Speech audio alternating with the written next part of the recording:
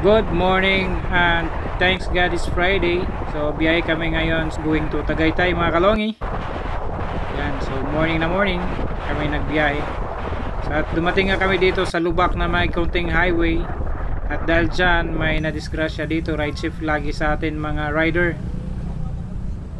So yan, at madaling mga around 8:30 dito na kami sa gateway to Bicolandia. Tumigil lang kami dito upang magkuha ng photo ops. Pagkatapos binaybay na namin ang Quezon Road going to Laguna. So yan, at dito na kami sa Timunan mga kalongi. Yan, medyo sira-sira na ang daan dito sa Old Sigsag Road mga kalongi. So sana maayos man ng ating gobyerno dahil itong National Park ng Quezon ay may preserve. Sana yung daanan ay maganda din. Dito lang dumadaan dito ng mga bus mga kalongi dahil bawal nga doon sila sa kabilang daanan. Tara, tingnan natin ang kabaan ng Old Sigsag Road.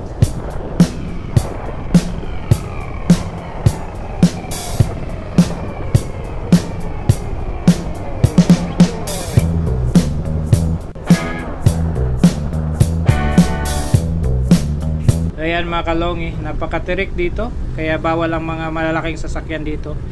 Kung napansin mga kalongi, mayroon kayong nakikita mga tao na nagpapaypay, nagpapago, nagpasigina dito na.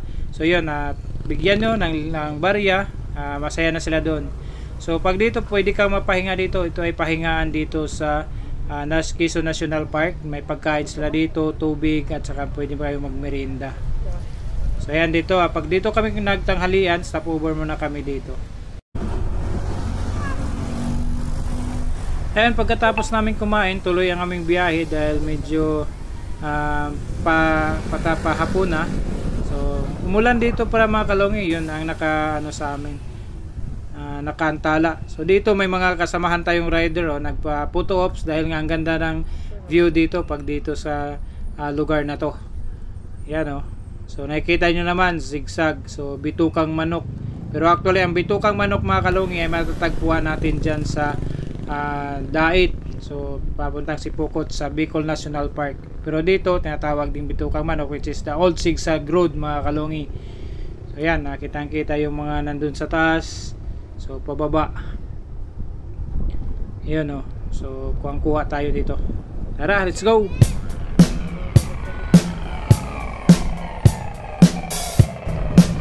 At papalapit na nga tayo sa aming destination mga kalongi. Dito na kami sa may Candelaria.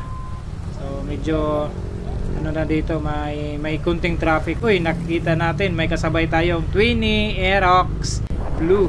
Yan, si Lady Rider. So dito na kami banda sa may Talisay mga kalongi. Ito yung Talisay going to Tagaytay na mga kalongi. Ang bilis lang ng biyahe namin. So ito, welcome to Tagaytay. Yan so grabe din dito ang palapay ko, mga curve mga kalongi. So tapos tip na tip pa yung curve siya, tapos paakyat, grabe, parang Mayon skyline ba, diba? So ang ganda ng tanawin dito pag nandito ka sa taas, natanaw mo yung Taal din. So, isa sa mga magandang pasyalan.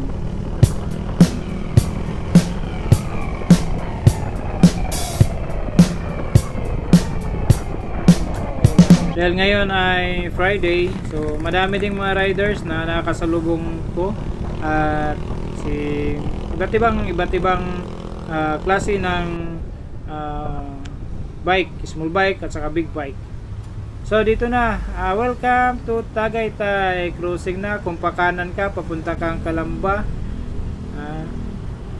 tapos dito papunta ng Nasugbo. So ito yung binabaybay namin dahil yung hotel ay papunta sa Nasugbo.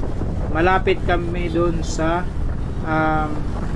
Sky Ranch. So ayan na nga, dumating na kami dito sa aming destination. Ito yung SMDC. Pero nagpunta muna kami sa sa may Twin Lakes upang mamasyal dahil nga para hindi masayang oras namin. So dito Kumuha kami ng mga videos dito sa Twin Lakes. Ang ganda dito mga kalongi. Siyempre malamig ang simoy ng hangin. magandang tanawin. So yun, kita mo na yung mga building nasa baba ng bundok. Yan oh, ito yung Twin Lakes. So dito may mga ano din dito, mga restaurant. So mga kakainan mga kalongi. So you can unwind dito sa Twin Lakes mga kalongi. So photo ops, magandang picture dito habang kasama nyo yung minamahal nyo sa buhay. Pagkatapos naming mamasyal sa Twin Lakes, pumunta kami ng Mahogany Market upang mag-lunch. Kasama namin si Ramon at si July. So yan, hindi ko akalain na pagkatapos kong kaming kumain, i-flat na pa yung gulong ko sa hulihan. So ngayon, nagpa-vulcanize muna kami dito, nagpapasak na lang dahil nga flat na talaga yung gulong ko sa hulihan at nagpalagay na rin ng sealant sa hulihan at sa harapan. So ayan, let's go na at tapos na yan ma-repair yung gulong namin. Going na kami sa Batangas at sila Ramon naman at July ay bumalik na sa San Mateo at saka sa Taguig. At ayan na nga, inabot kami ng ulan habang papunta kami sa Monte Maria International mga kalongi. At dito wala talagang masilungan. Nagsuot kami ng kaputi. Ngayon pagkatapos namin magsuot ng kaputi mga kalongi, pagdating namin sa unahan lang, wala nang ulan. So yan, wala nang ulan, wala nang ambon. So yun, so hindi na namin hinubad ang kaputi hanggang dun sa aming destinasyon kasi baka umulan, pero wala nang ulan na nasalubong. Dun lang talaga banda. Hindi ko alam kung anong barangay yun ng Batangas. Ayun na nga, at dito na kami sa Monte Maria International, dito sa may Batangas mga kalongi. Ang daming tao, ang daming rider mga kalongi. So dito kuha tayo mga videos. Ang ganda dito pumasyal mga kalongi. Pero yun, mga entrance dito sa motorcycle na small cc is 35 pesos. Di ko lang alam kung magkano sa big bike.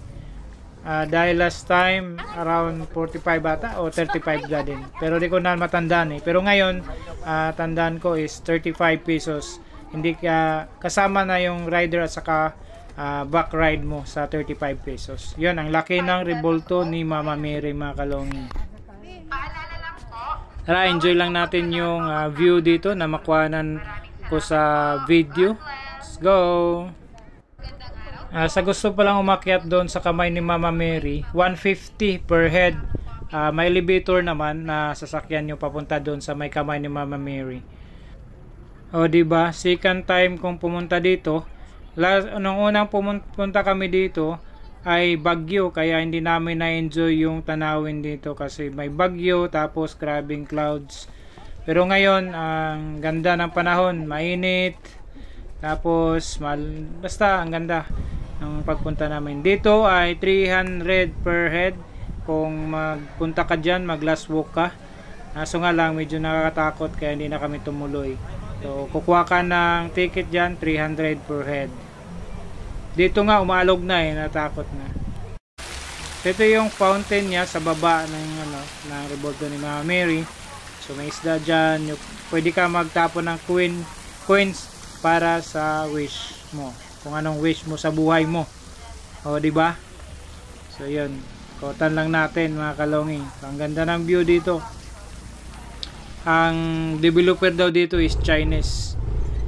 So yan, after naming mamasyal mga kalongi, balik na kami sa Batangas City at doon kami magpapalipas ng gabi. At bukas naman kami bibiyahe going to Bicol mga kalongi. So this is our video for Friday and Saturday trip from Naga to Tagaytay to Batangas. Thank you for watching mga kalongi. Please like and subscribe to my YouTube channel. And bye bye.